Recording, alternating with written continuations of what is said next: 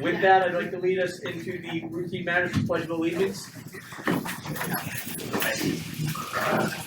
I pledge allegiance to the flag of the United States of America and to the republic for which it stands, one nation, under God, indivisible, with liberty and justice for all.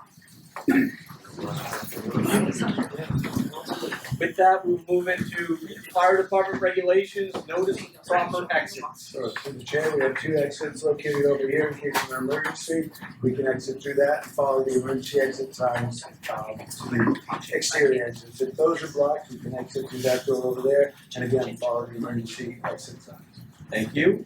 Approval of minutes, regular meeting minutes, September 2nd, 2025. So moved. Second. A motion and a second. Any discussions? Being done, I'll call for the vote. All those in favor? Aye. Opposed? Motion carries. Got an abstention, Abstention here too. 2 abstentions. D, approval of warrants. They are going around. Please be sure to sign them so we can pay our bills. And I will entertain a motion to approve. So moved. Second. Motion and a second. Any discussion? Being done, I'll call for the vote. All those in favor? Aye. Opposed? Carries. E, budget review. Year-to-date expenditure report through September 2025. Through the chair, attached is an expenditure report showing expenses and encumbrances through September 30, 2025. The business office will be proposing a series of transfers to balance the accounts as a separate item. If you or the school committee have any questions, we have business manager Cindy Scott. Any questions for the budget or year-to-date expenses? Okay, thank you. Correspondence tonight, I have nothing listed. Emery, nothing? Thank you. Student Advisory Committee, tonight we have a new Student Advisory Committee that was selected just recently, and I will let Mr. Brenner introduce. Sure, through the chair, we held interviews for a representative for the student advisory, and I can say that it was probably the toughest decision to date. The candidates were all outstanding, but I'm proud to welcome David Betancourt, a senior in drafting here this evening. And I invite David to tell us a little bit about it. Thank you, Mr. Brenner. I appreciate it.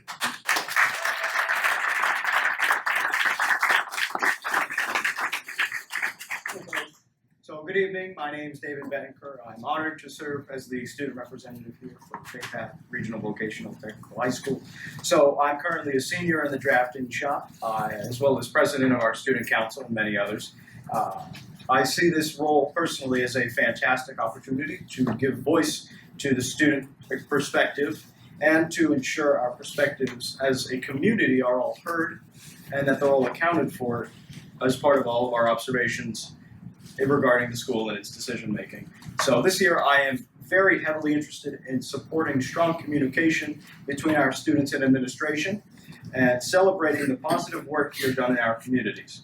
So I'm grateful really for this opportunity, and I look forward to representing our students to the best of my ability. Please feel free to speak with me or contact me after this, as I'm always open. Thank you very much.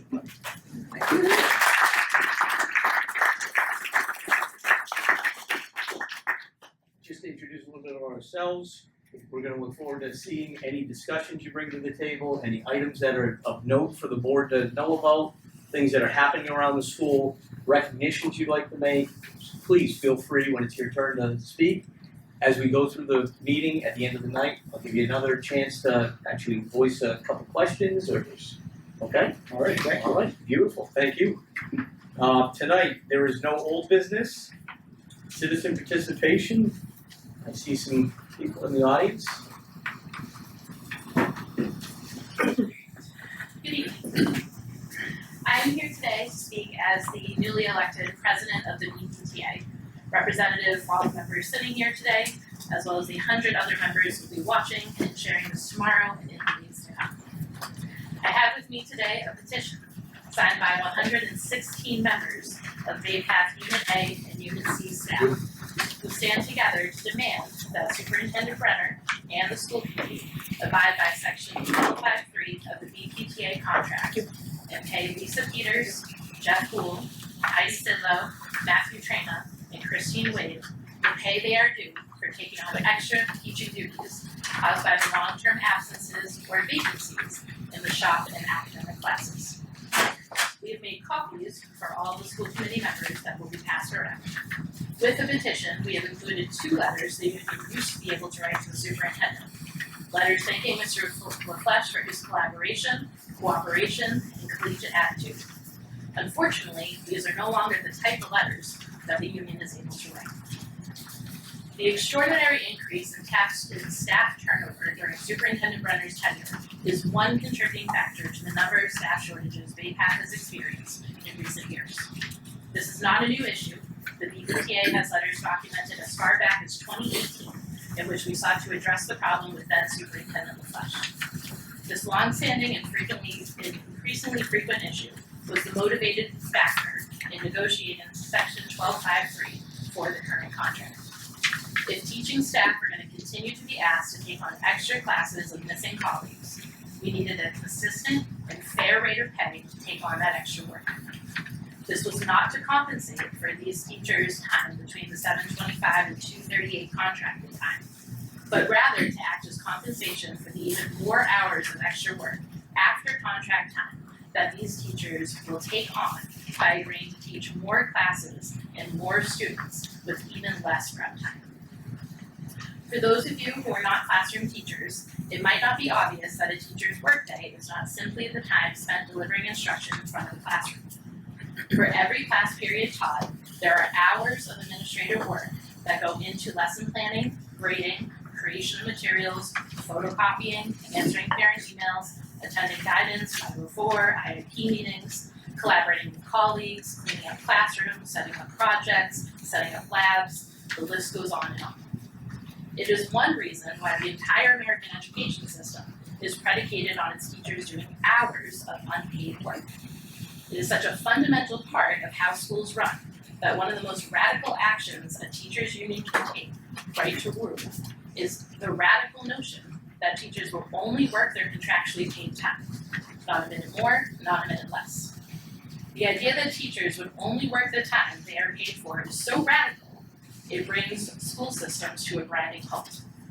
We cannot physically do all the work we need to do in each school day in our one minimally guaranteed duty-free 45-minute prep. For shop teachers like Lisa and Jeff, that's all they get. For academic teachers, the one guaranteed duty-free prep is a minimum. I, for example, have 158 students this year. I'm teaching 4 different classes across 3 different levels. If any of you can provide quality education in all those subjects to all those students with all of their diverse needs, with only 45 minutes of administrative time a day, come join the faculty.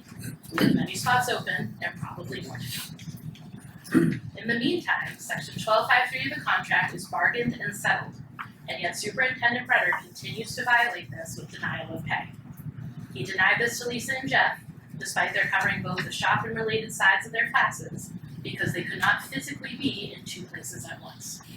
The union followed the prescribed grievance process to challenge this denial, and not surprisingly, Mr. Brenner did not override himself. But that's what the school committee is here for. You are the oversight committee. You are ultimately the ones responsible for ensuring the superintendent abides by the contract. When you denied hearing Lisa and Jeff's grievance at level 3, you forced the union to push forward to arbitration, costing time, money, and sending a clear message to Jeff, Lisa, and the rest of our vocational staff that they will not be valued and they will not be heard. This fall, it was the academic teacher's turn.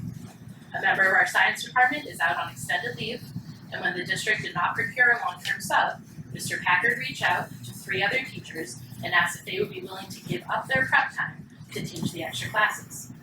The teachers all responded that they would do so, only if paid according to the contract. Mr. Packard read the contract, wrote out a side letter, furnished it, dated and signed to these teachers, promising the 1/8 per diem per period outlined in Section 1253.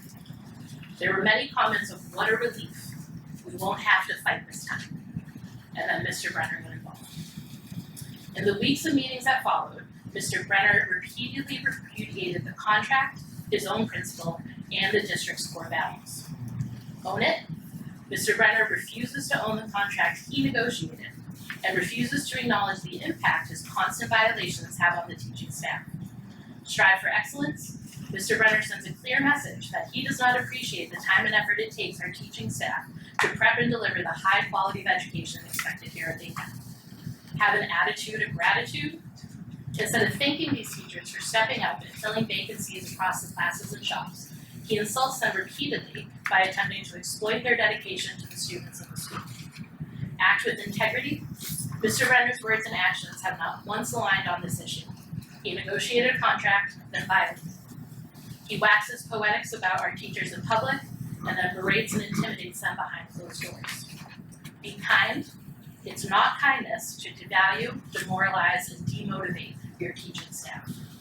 It's not kind to accuse the union of wasting district time and resources when the district is so willing to pay multiple lawyers $245 an hour to fight paying teachers some $60 to $100 a day to take on extra classes and all their extra work. If you want to look at clear messaging, look at that. Audit the amount of taxpayer money Mr. Brenner has wasted on arbitrations and ULPs for his constant violations of labor rights in the contract, motions that the union has and will continue to win. In one meeting regarding the science coverages, Mr. Brenner admonished me for standing by our contract by demanding I remember who I'm talking to. As I said in that meeting, and as I say here today to the committee, I remember who I'm talking to. The superintendent needs to remember that the union is not his subordinate, the contract is not a suggestion. We are equal partners in creating a successful school, a school that is not just students and parents and guardians, but includes the educators who show up day in and day out to serve our community. Our time and our labor is why Bay Path is the school it is. The school committee needs to remember that you have been elected by the people of our 10 towns as the oversight of this school.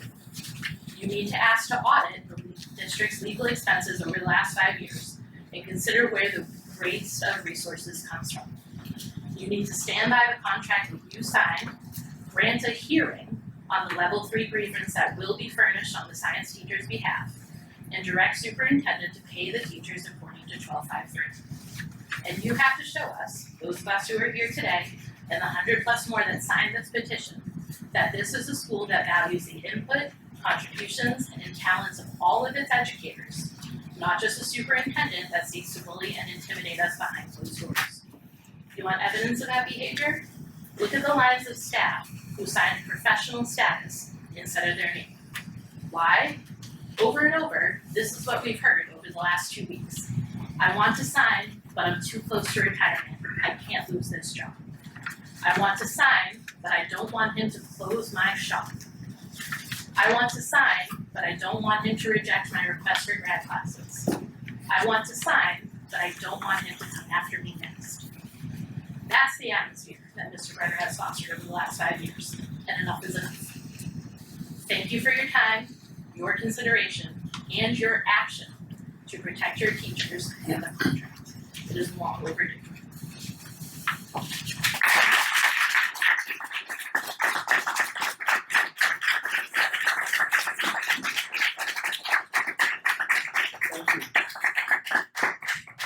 We typically give 15 minutes for citizen participation, and I mean, that was about 15 minutes right there, so I am gonna move on at this point. With that, I'm gonna move into new business 4A recognitions. Sure. Through the chair, we have 2 recognitions. On September 16th, the boys cross country team had a new school record broken at their tri-meet held at Bay Path. Wesley Lawless broke the school record on the 2.8 mile course with a time of 15 minutes, 29 seconds. Previous record was held by Jonelle Velez with a time of 15:44 in 2024. So congratulations to Wesley. And the other is our golf team competed in their first ever CMAC East League Championship tournament today at Blissville Meadows. The league is made up of Bay Path, Auburn, Mobley, Uxbridge, Douglas, and Sutton High. The players had a great time and competed like champions, earning a few ribbons along the way. Congratulations to our boys and Coach White for a terrific season so far with a record of 12-3 on the season and the MIAA state playoffs coming down the road. Excellent. That student is very fast, and that is a great time. Wow. Moving on to presentations. B1 house project updates. I don't, through the chair, I don't have a presentation like Dr. McGuan here. There is a pretty extensive memo in your packet there, 2 pages on the house project. FY25 house project, we're making progress there. Cabinets are going in, under cabinet lighting, plumbing to include the cabinets as well. So that's last year's house project. Again, just finishing that up. And then FY26, exterior walls are up. Truss went up last week, crane was up on site, and this week Mr. Colas is putting the roof on the building. Making good progress, everyone's doing an excellent job, and we're very proud of them. If possible through the superintendent, I will share photos of the projects with you all. So I can do that within the next week or so. Excellent. Any questions in regards to the house building project and the updates? What town is it in this year? Southbridge. Southbridge. Thank you. Any other questions? Thank you, Mr. Tripp. Accountability data presentation. So, through the chair, I have Dr. McGuan, our Director of Curriculum, to give a MCAS and accountability update. Standing away from the light and the eyeball. Good evening, everybody. So we're going to talk a little bit about how MCAS went. That was our first test after question 2, so a lot of us were very, excited, nervous, whatever. It's kind of interesting. So at the state level, we saw some statistically significant drops. So in English, across the state, we lost 6 percentage points. In math, we lost 3, and in science, we lost 3. At Bay Path, however, we lost less than 1 point in each subject. So about a half a point for English and math, a little over a half for science. So much less of a drop than at the state level for sure.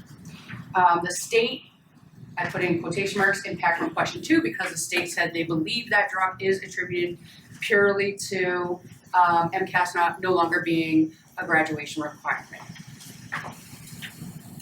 We even have some points of pride because while our data didn't go up, overall, we did see some gains in our highest needs, disabilities, and Hispanic categories, especially for ELA. And we also think that our students took it very seriously, and we are very proud of the work they did. We saw on the days of MCAS testing that they took their time. They really did try their best, knowing that it was no longer a graduation requirement. And that is due to collective efforts of everybody here, because I went around to every single class and talked to all the students who are going to take MCAS and talk to them about the importance of MCAS for accountability. And teachers reiterated that message over and over again. So therefore, students knew it was important, and they still did what they needed to do, which was amazing. So to talk about our accountability, because that's tied to MCAS, I'm going to have us just look at this for a second. Every year, our accountability is tied to many things, some of which are not on these screens tonight, like graduation rates, advanced course, how many students take advanced courses, things like that. The state essentially sets targets and goals for us every year.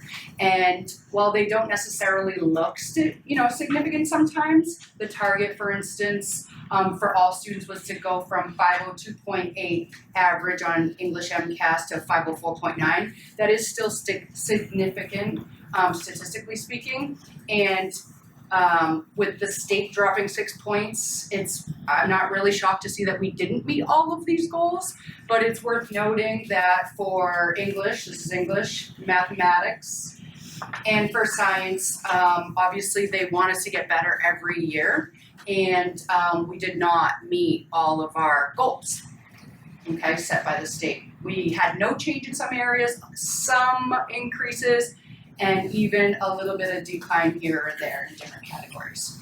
I mention that because our accountability rating this year, which is a combination of our performance data from the 24 school year and last year, is 49%, which is moderate progress towards targets. And we, of course, want to be at least in the significant progress towards targets, but that's not how the cookie crumbled. So we didn't meet all the aggressive, I would call them, targets for accelerated growth, but moving forward, we still have a plan for continuous improvement. So I'll speak to that for a second. First and foremost, in looking and doing a deep dive in our curriculum mapping and what we're doing in the classroom, we have a lot of really robust, productive conversations within different departments about what's going on. And I'm noticing, as well as other people, like the instructional coaches and individuals who are observing one another, that sometimes, and this is just human nature, this is true across the nation, we fall into remediation more than acceleration. And this is a topic that's been studied quite a bit before COVID-19 and immensely since COVID-19 because students obviously fell behind with the pandemic. So it's something we're going to talk more about. How do you embed not remediation, but how do you work with skill gaps? How do you do that when you're still trying to teach grade level standards and grade level texts and things like that? It's not easy.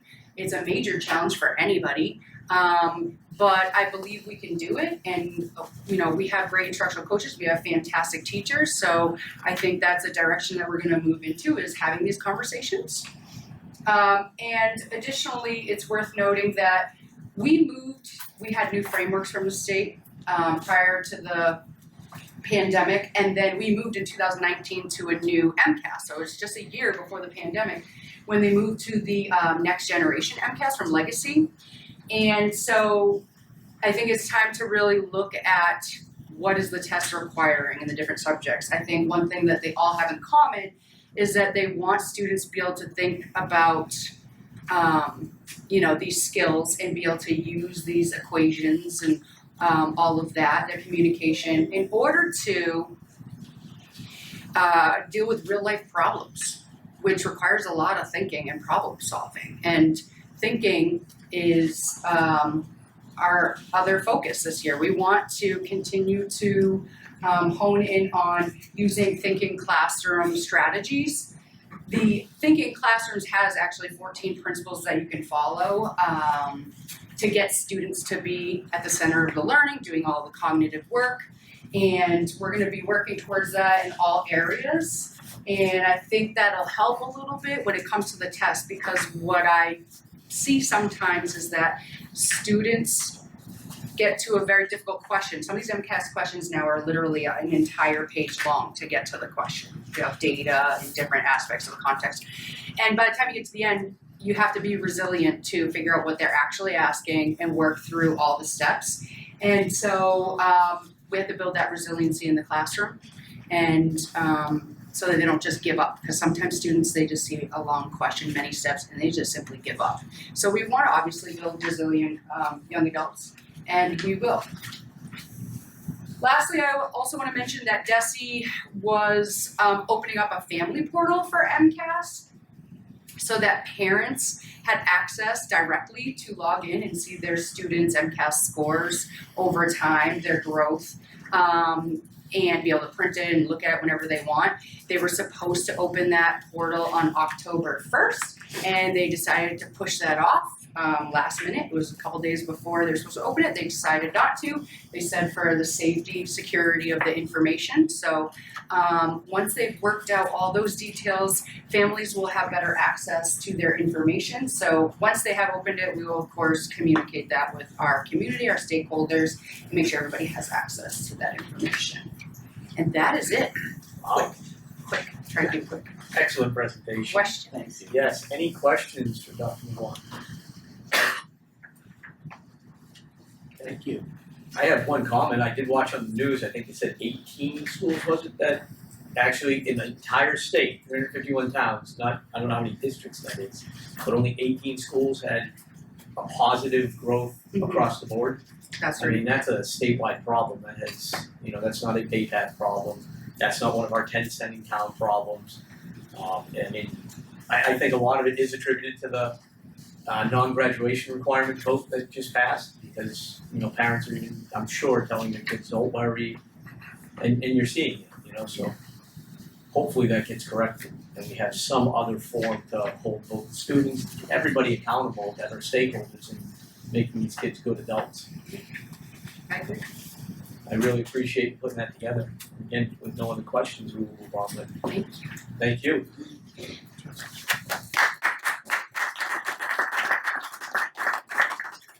C, approval of budget transfers. Through the chair, the superintendent director and the school business manager recommend that the school committee vote to authorize the proposed transfers to balance the accounts through September 30th, 2025. And the transfers are submitted. Entertain a motion. So moved. Second. Have a motion and a second. Any discussion?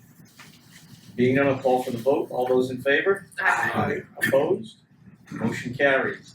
D, approval of option for increase in Chapter 70 funding. Through the chair, the superintendent director and the school business manager recommend the school committee vote to approve option 1 of the presented ways in which regional school districts may include the additional aid amount in FY26 budget. So moved. Second.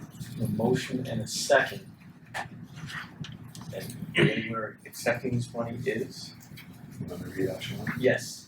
Option 1, the regional school committee could propose by a 2/3 vote to the full committee an amendment to increase its FY26 budget by the additional minimum aid amount. Though such an amendment would not increase the assessments to the members, it would increase the budget. Therefore, the treasurer must, within 7 days of the regional school committee vote, provide the amendment to the members for approval by the local appropriating authorities. The local appropriating authorities shall then have 45 days from the date of the RSC vote to meet and consider the amendment to increase the budget. This amendment would require approval by 2/3 of the local operating authorities of the members. However, since no member would experience an increase in its assessment in this scenario, should the local appropriating authorities of a member not meet on the amended budget within the 45 days, the amendment would be considered approved by that member. Thank you. So what we do need a 2/3 vote of the entire committee for this to pass for this option. So I will call for a vote at this point. I have a motion in a second. So moved. All those in favor? Aye. Opposed? We don't need to do a roll call if there's no opposed, then we can get unanimous vote at that point. Opposed? Being none, I'll call that a unanimous vote, which meets the 2/3 requirement. Thank you. E, approval of surplus equipment. We have a couple sections here. We'll take them by shop. Information technology, E1. Through the chair, Mr. TJ Karen, technology director and his staff completed an inventory audit. As a result, he has requested to place the following items on surplus equipment list: 342 computers, desktop laptops. The superintendent director, the director of technology, and the school business manager recommend the school committee vote to place 342 desktop laptops, all of no value, on the surplus equipment list to be disposed of according to the school committee surplus equipment policy using the most appropriate method available. So moved. Second. Motion and a second. Any discussion? Being none, I'll call for the vote. All those in favor? Aye. Opposed? Motion carries.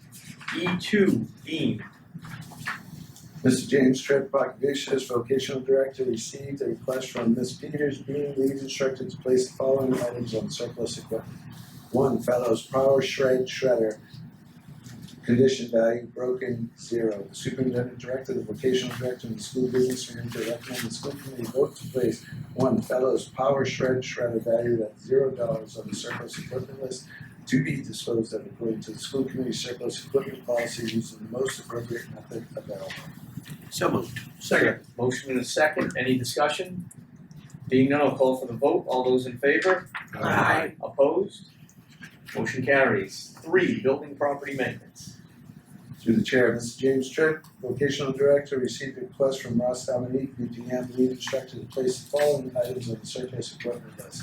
1, sheet metal brake, value working, $1,000. Hydraulic sheet, working, value $2,000. John Deere utility vehicle, Takeda HPX 4x4, used, trade-in value $1,250. The superintendent director, the vocational director, and the school business manager recommend the school committee vote to place one sheet metal brake valued at $1,000, one hydraulic sheet valued at $2,000, and one John Deere utility vehicle valued at $1,250 on the surplus equipment list to be disposed of according to the school committee surplus equipment policy using the most appropriate method available. So moved. Second. Motion and a second, any discussion? Being none, I'll call for the vote, all those in favor? Opposed? Motion carries. E4, dental assisting. Mr. James Tripp, vocational director, received a request from Christina Genotasio, dental assisting lead instructor, to place the following items on the surplus equipment list. One, red wing lathe handler, condition 4, value $0. Superintendent director, the vocational director, and the school business manager recommend the school committee vote to place one red wing lathe handler of little to no value on the surplus equipment list to be disposed of according to the school committee surplus equipment policy using the most appropriate method available. So moved. Second. Have a motion and a second, any discussion? Being none, I'll call for the vote, all those in favor? Opposed? Motion carries. E5, automotive technology. Mr. James Tripp, vocational director, received a request from Joe Westwell, automotive technology lead instructor, to place the following items on the surplus equipment list. One, diagnostic smoke machine, 4 condition, 0 value, Carlisle 3.5 ton floor jack, 4 condition, 0 value, and a Hunter wheel balancer, 4 condition, $50 value. Superintendent director, vocational director, and the school business manager recommend the school committee vote to place one diagnostic smoke machine, one Carlisle 3.5 ton floor jack, and one Hunter wheel balancer, all of little to no value on the surplus equipment list to be disposed of according to the school committee's surplus equipment policy using the most appropriate means necessary. So moved. Second. Have a motion and a second, any discussion? Being none, I'll call for the vote, all those in favor? Opposed? Motion carries. E6, HVAC.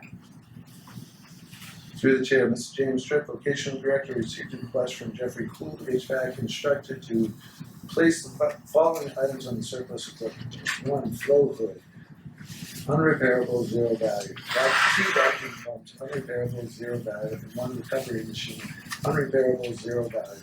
Superintendent director, vocational director, and school business manager recommend the school committee vote to place 1 flow hood, 2 vacuum pumps, and 1 recovery machine, all of no value, on the surplus equipment list to be disposed of according to the school committee surplus equipment policy using the most appropriate method available.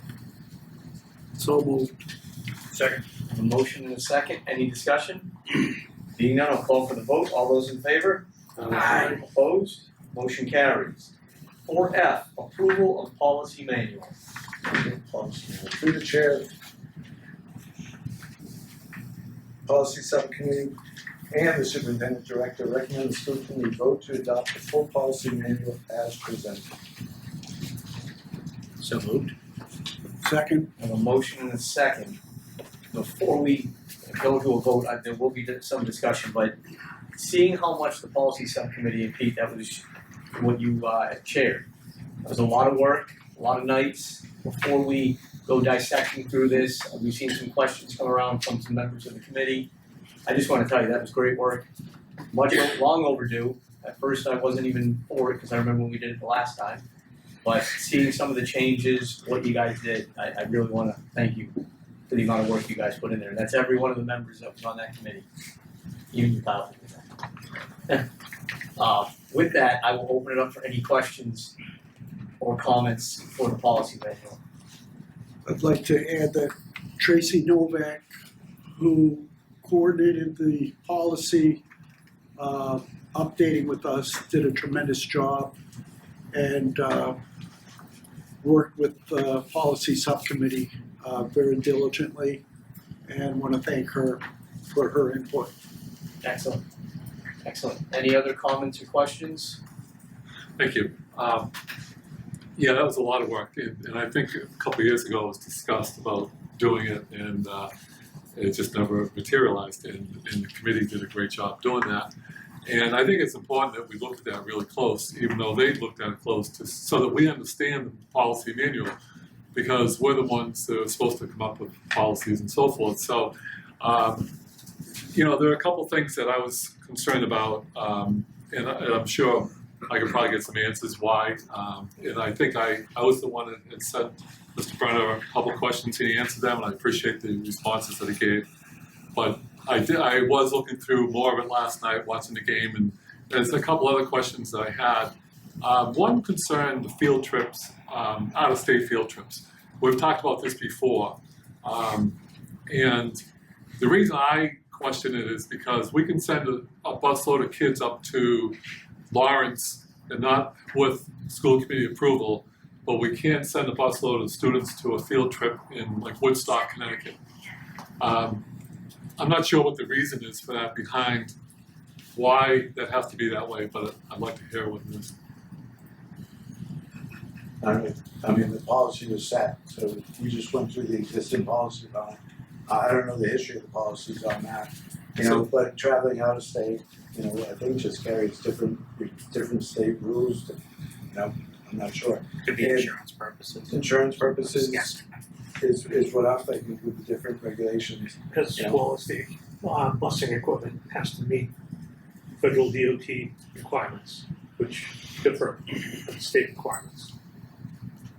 So say that one more time, I apologize. Federal DOT Right.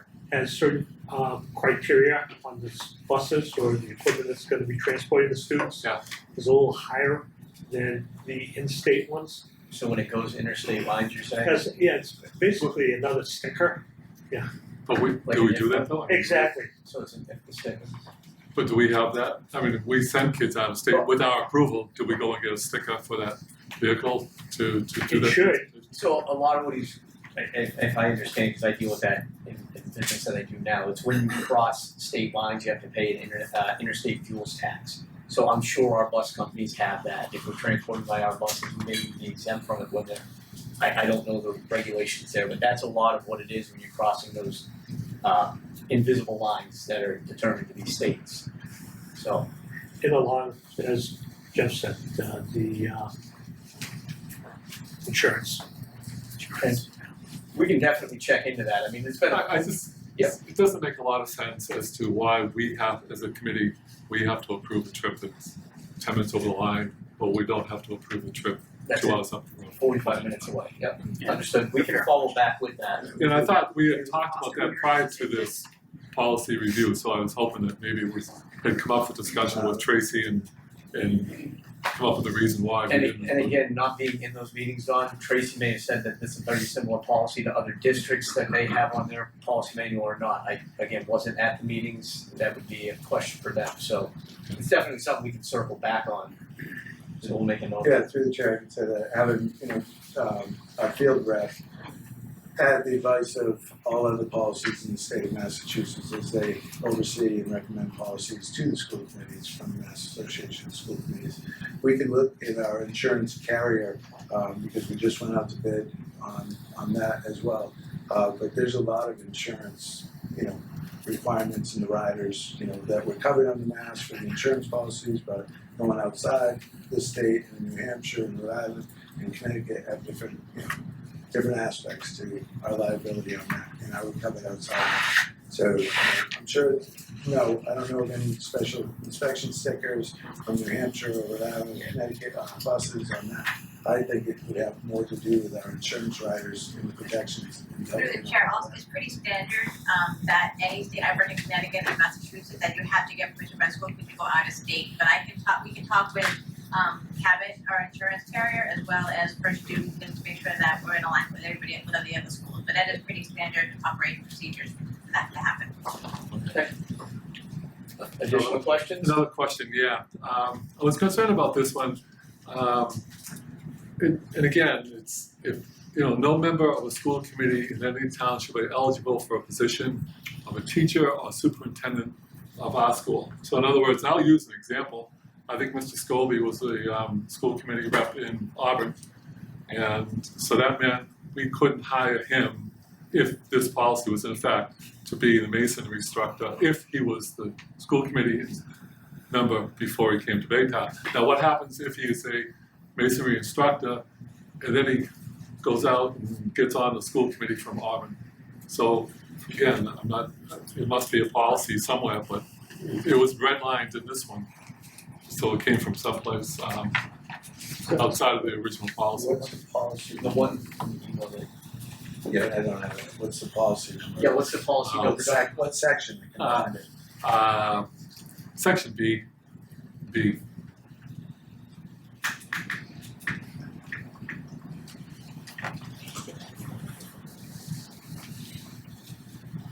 E what, Con? I don't know. I really don't know. I don't have the sections memorized. So I got the book almost, policy almost memorized, but that's. You must have missed some good plays the last night's game if you're doing the same. That's my job is, right? Through the chair, while we're looking up that policy, I actually don't recall us discussing that. It may have been the one meeting that I missed, but I don't recall. Because I do recall a similar conversation where we covered the number of years you have to be off of this particular school committee before you can come work for the district. And I had argued for a shorter amount of time just because of the difficulty in finding instructors, both academic and vocational.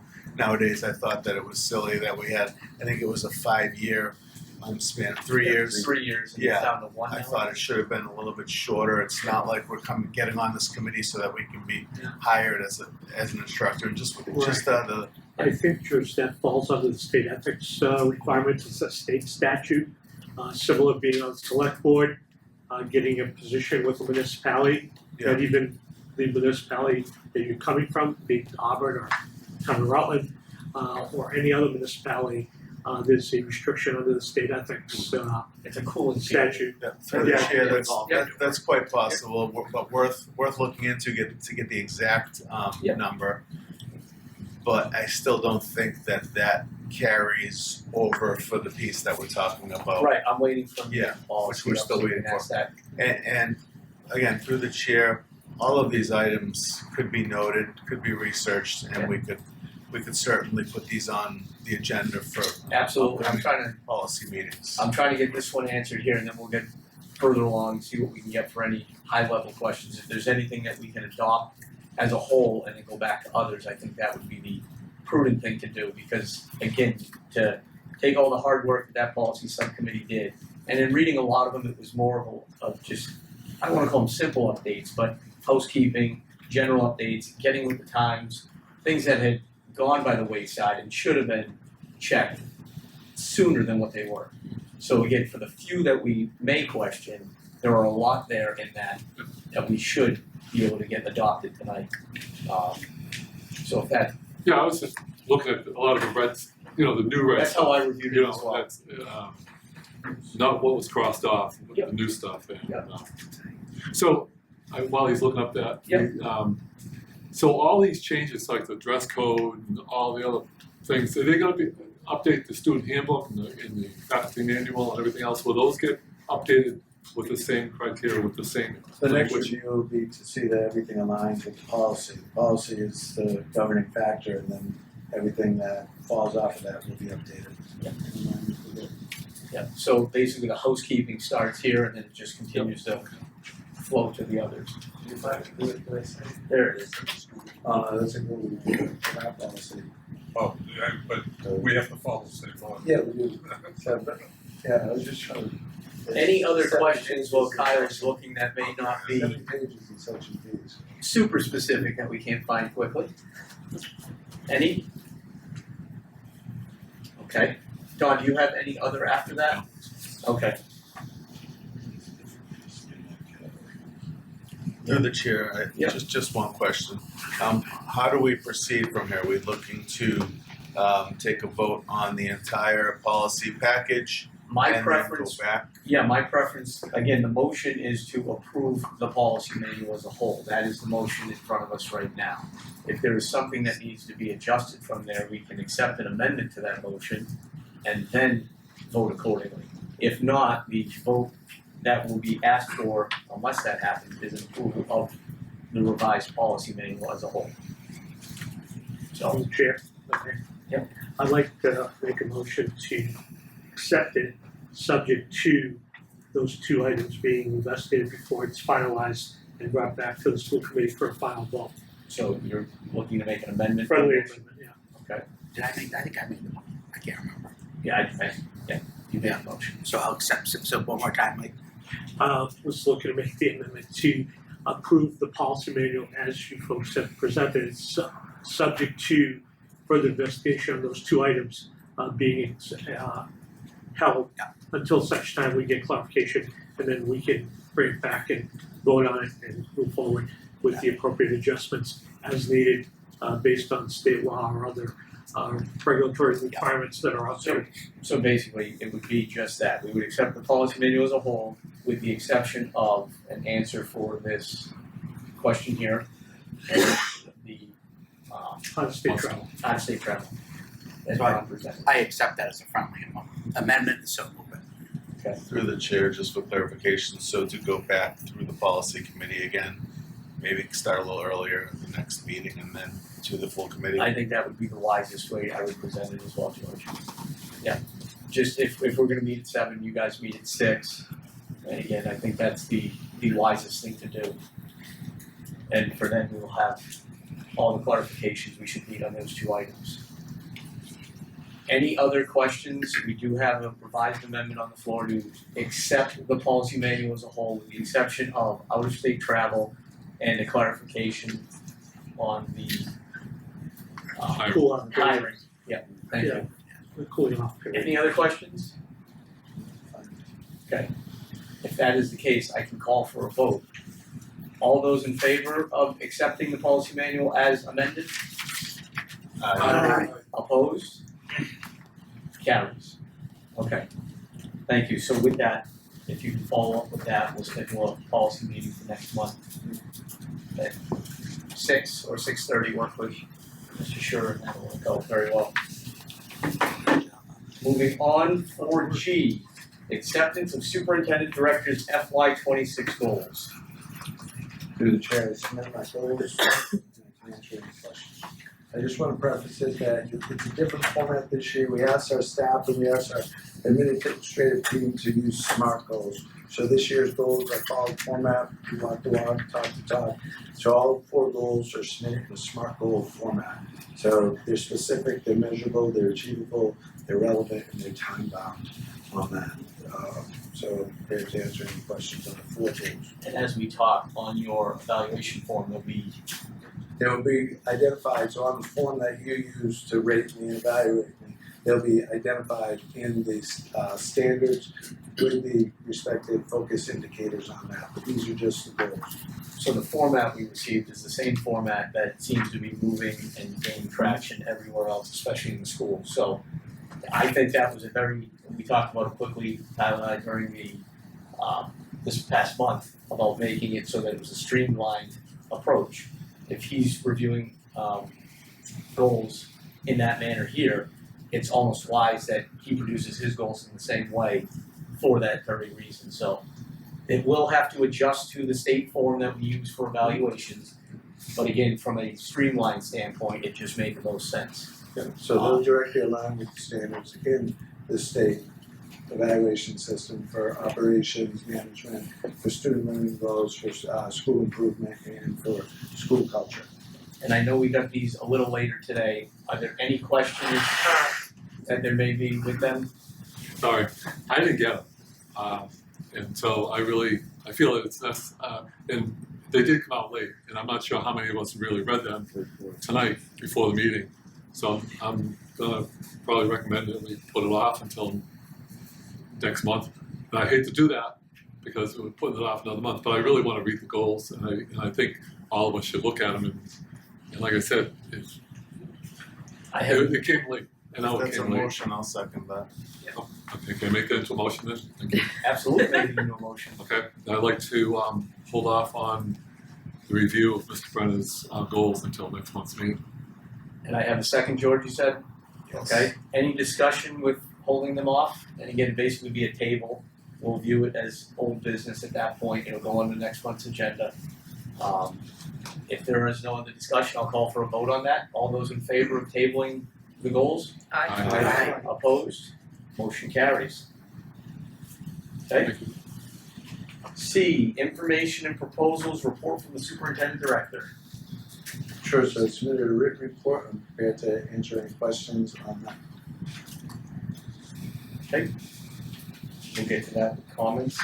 Subcommittee reports, audit subcommittee hasn't met yet.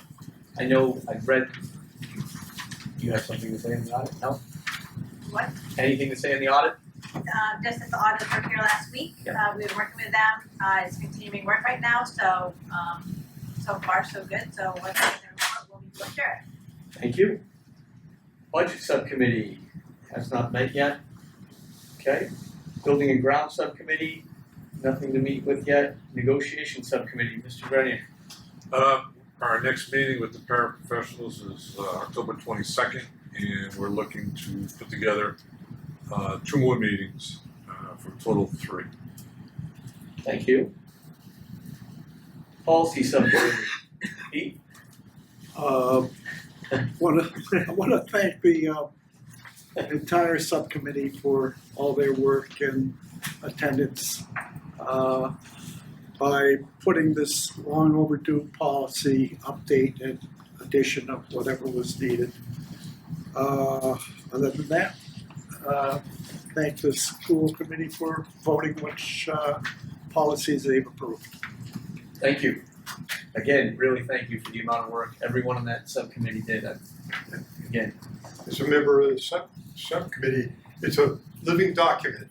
Yep. So tomorrow, we could get a letter from Department of Education and absolutely, we're changing policies. absolutely. Through the chair, or we could get something from Mr. Monko. All of our hard work. That's great. Well, thank you. With that, warrant subcommittee. Warrants are available for signatures by all school committee members at monthly meetings and during the school day. Please call if you do intend to come in and sign to make sure someone is in the office. Very important so we can get those bills paid. Future business, meeting date. There's a regular meeting here, 7 p.m. Monday, November 3rd in this room. Topics for future agenda, reach out to Leah, Mr. Brenner, or myself, and we will do our best to accommodate and get it on the next meeting. With that, I'll move to remarks from the superintendent director. Sure, through the chair, first I want to welcome David to the school committee. I look forward to his input. David is clearly a leader in the school. So, thank you, David. Thank you. I also want to say that Emerald Ford is donating $1,000 to the Bay Path Educational Foundation from the proceeds generated at their 6th annual antique and muscle car show that was held a few weeks ago. So we thank Emerald for that. That money will go to good use. The Model A Club will be visiting Bay Path on Friday, October 10th.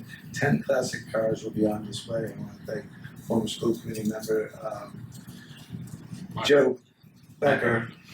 Joe Becker for organizing that for us. And in line with Model A and driving, Mr. Packard has done a great job. We solicited a couple of proposals to host a driving school for our students.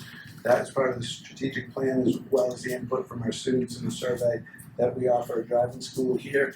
Our 10 towns come here. It's convenient that they can just get into the classroom here as well as get in cars on that. So out of the 2 proposals, the best proposal was CMSC. So we'll be moving forward with that and solidifying an MOU with them to get that started as soon as possible. So thank you, Mr. Packard, for all the work on that. Excellent. And lastly, I just want to thank the policy subcommittee. We did a lot of hard work. There's many pages and many policies to go through. And I think we did that in expeditious time. And thank you all. Thank you. Comments from the committee, I'll go this way tonight. Whoa. Yeah. I wasn't ready. Whoa. Wow. I'll skip you, first one. I'm all set, thank you. All right. And welcome, David. Thank you. I just wanted to acknowledge Ms. McNamara's remarks. I just wanted to say that I'm kind of disappointed, pretty disappointed to hear about the continued grievances from the teachers. My very first meeting as the student rep, I experienced a similar meeting and of a hostile work environment, and I wish I wasn't back 2 years later hearing similar remarks. That's all. Thank you. Mr. Pantos? All set this evening, thank you. Thank you. Mr. Clark? Welcome, David. Thank you, sir. Way to little speeches you gave, very impressive. I would have nominated you for something, certainly. Thank you. Mary? David. You, Don? All set, thank you, and welcome, David. And Marie? Welcome, David. You certainly show yourself as a great leader. Thank you. Tim? Great opening remarks. Very good, sir. James, thank you very much for the continued expanded updates on house building projects. Very well done. Thank you. Just tag me in. Tag her in. Okay, all right, listen. Katie? Welcome, David. Happy to have you on board. I have to kind of almost mimic what Kirsten is saying over there. I've been on the committee just a little over a year, and I've heard this numerous times. And I said even before I left Bay Path staff a couple years ago, I was already feeling the tension in the air here, and it wasn't nice. And it was, as I said, as a student in Southbridge High, when things started to go downhill. When I graduated in 2002, it was around 2000 you started to feel the shift. They've been in state receivership for how long now? And I would hate to see this, to continue down this road and see it just get worse. So I would love to get to the bottom of this. Thank you. George? Back. Thank you.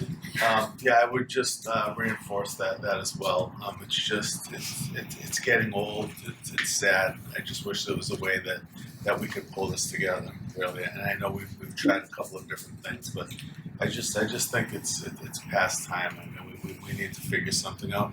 Ben, I appreciate your efforts in forming that committee. And, yeah, just hopefully we can pull this together. Thank you for the presentations tonight. Those were great. David, your opening, if that's any indication of what kind of a student rep you're going to be, we have a lot to look forward to. So welcome aboard. Thank you. Thank you. Pete? Thank you for the great presentation. Welcome, David. We'll enjoy your input throughout the whole year. And I've been watching the athletic program, and they've been doing pretty well this fall. So want them to continue their winning success. Absolutely. Again, thanks for it's a repetitive here. Thanks for the presentation.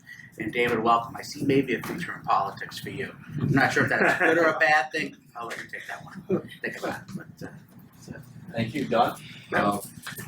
Again, I want to say, Peter, you guys did a great job on that. Yes. Okay, I don't want to sound like I was nitpicking, but like I said, I was reading the thing and I was going through it.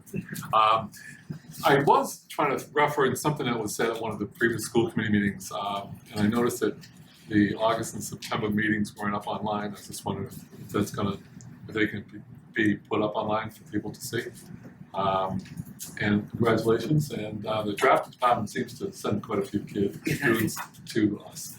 Nice job. Thank you.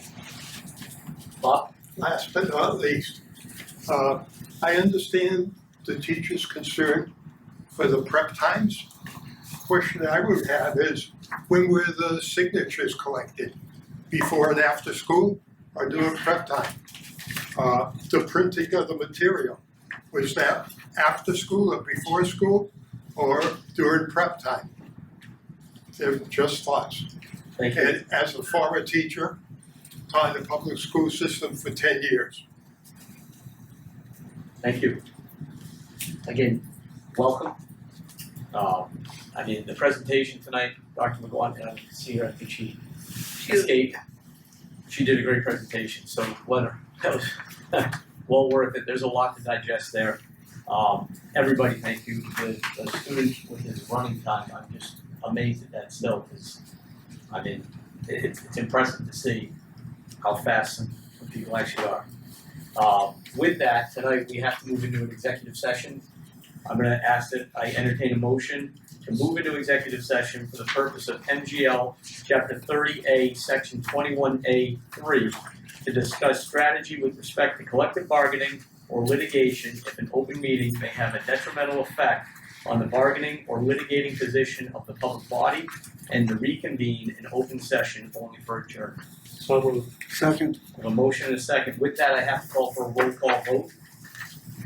So, Katie? Yes means yes, right?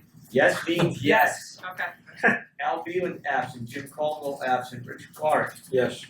Kirsten, Don Gillette, Yes. Dave Grenier, Yes. Mary Johnson, Yes. myself is yes, Don Montville, Yes. Anne Marie Pantos, Yes. Michael Pantos, Yes. Ken Real is non. Alright, Peter Schur, Yes. Tim Schur, Yes. George Scobie, Yes. Mike Peaberry absent, Bob Tremblay absent, Jeff Wenzel, Yes. Bob Zukowski. Yes. With that, we are in executive session. We'll give it a few minutes. I know you want to invite a couple people